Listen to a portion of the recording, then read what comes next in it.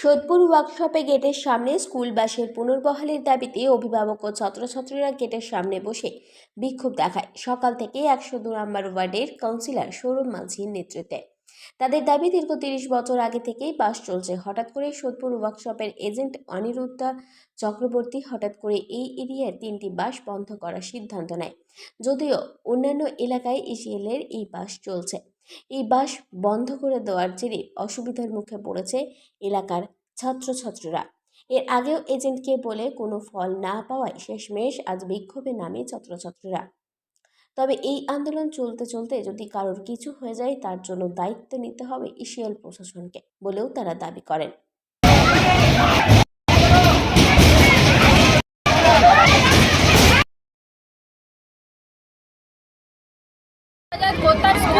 কিছুদিন ধরে আমাদের বাস বন্ধ করে দিচ্ছে, সেজন্য আমরা বাসের অনুরোধ করার জন্য বিক্ষোভ করছি।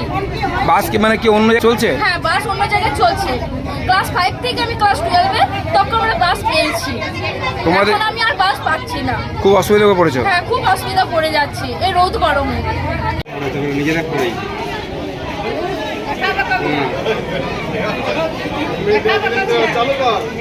নিজেরা সামলাচ্ছি। এটা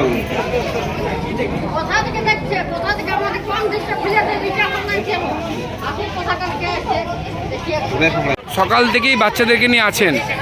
দেখুন, আমাদের কোনো ধারণা ছিল না যে আমাদেরকে এখানে বাচ্চাদেরকে নিয়ে আসতে হবে। 1 সপ্তাহ আগে আমরা গার্জেনরা 4-5 জন গার্জেন এবং আমি লোকাল কাউন্সিলর হিসাবে এজেন্ট সাহেবের কাছে গিয়েছিলাম। ওনাকে রিকোয়েস্ট করে এসেছি যে বাচ্চাদের প্রখর রোদ্রে বাচ্চাদের অসুবিধা হচ্ছে, আপনি দয়া করে বাসগুলো চালু করুন। উনি আমাদেরকে বলেছিলেন ঠিক আছে, আমি বাসগুলো চালু করে দেবো, অসুবিধা হবে না। কিন্তু আজকে দেখছি গার্জেনরা সবাই আমার বাড়িতে এবং আমার অফিসে চলে এসছে যে না, তুমি কিছু একটা ব্যবস্থা করো। তো গার্জেনদের রিকোয়েস্টে আজকে যখন আমরা এখানে এলাম, স্যার সরাসরি বলছে আমার হাতে কিছু নেই। যখনই বলেছে এবং বাবা মারা যারা আছে তারা নিজেদের স্টুডেন্টকে স্কুলে না নিয়ে এখানে নিয়ে এসেছে। সকাল 9:30 থেকে স্টুডেন্টরা এখানেই রয়েছে। রোদ্রে তো 2-3 জনের শরীর খারাপ হয়ে যাচ্ছে। তারপরও প্রশাসন, এখানকার এজেন্ট সাহেব এখনও পর্যন্ত কোনোরকম কোনো সুরাহা বার করতে পারলেন না। এখনও পর্যন্ত কোনো সুরাহা। এবার কালকে দিন যদি বাচ্চাদের কিছু হয়, কিছুক্ষণ পর যদি বাচ্চাদের কিছু হয়ে যায়, এর দায়িত্বটা কে নেবে? এরপরে যদি কিছু খারাপ অবস্থা হয় তার দায়িত্বটা কিন্তু পুরোপুরি এখানকার ওয়ার্কশপের এজেন্ট সাহেবকে নিতে হবে। এই আমাদের বাচ্চাদের বাস বন্ধ করে বিগত কত বছর থেকে, আমিও সেন্ট মেরি থেকে পড়াশোনা, তখনও প্রাইভেট বাস চলতো, এখন প্রাইভেট বাসটা হঠাৎ করে বন্ধ করে দিয়েছে। 3 মাস আগে আমাদের বন্ধ করে দিয়েছে। তাও আমি অফিসে একবার ওনার সঙ্গে দেখা করেছি, জিএমএর সঙ্গে। ওনাকে বললাম, স্যার আপনি আনলিগাল কেন করছেন এমনি কাজ? 3 মাস আগে আমাদের তো টাকা তোলা হয়ে গেছে। যখন এই কথাটা আমি বললাম ওনাকে, তখন উনি বলছে ঠিক আছে আমি বাস দিয়ে দেবো আপনাকে। 3 মাস বাস চালিয়ে পড়ে তারপরে একদিন হঠাৎ করে পালদা বলছেন বাস বন্ধ, আমাকে দিল না এরা নিয়ে। এখন এই সমস্যা আমাদের বাসের জন্যই হচ্ছে। আচ্ছা, তারপরে আমরা সিএমডি অফিস গেলাম। 2 তারিখে আমরা সিএমডি অফিস, এপ্রিল মাসে আমরা গেছি ওইখানে দেখা করতে।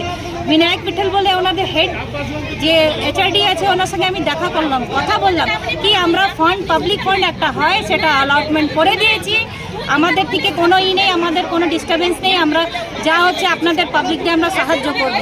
ইসিএল এর হেড যে ডিপার্টমেন্ট, উনি অনেক সাহায্য করেছেন, কিন্তু এনার একটা সাইনের জন্য আমাদের বাস দেওয়া হচ্ছে। জিএম এর গাফিলতির জন্য কি বাসটা বন্ধ? এই জন্য বাসটা উনি নিজের পাওয়ারটা ইউজ করছেন, আনলিগাল তোর সব কিছু করে উনি আনলিগাল দিচ্ছেন না আমাদের বাসে। এই বাস তো মোটামুটি অনেক কয়েক বছর ধরেই চলে। আমি অ্যাটলিস্ট আমার বাবাও ইসিএল এমপ্লয়, আমাদের সঙ্গে অনেক বাচ্চারা যেত, তখনও কোনো সমস্যা ছিল না।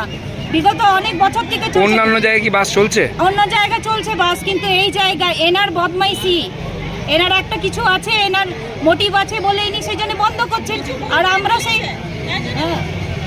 আছে, এনার মোটিভ আছে, এনার মোটিভ, উইদাউট মোটিভ তো কেউ কিছু করে না।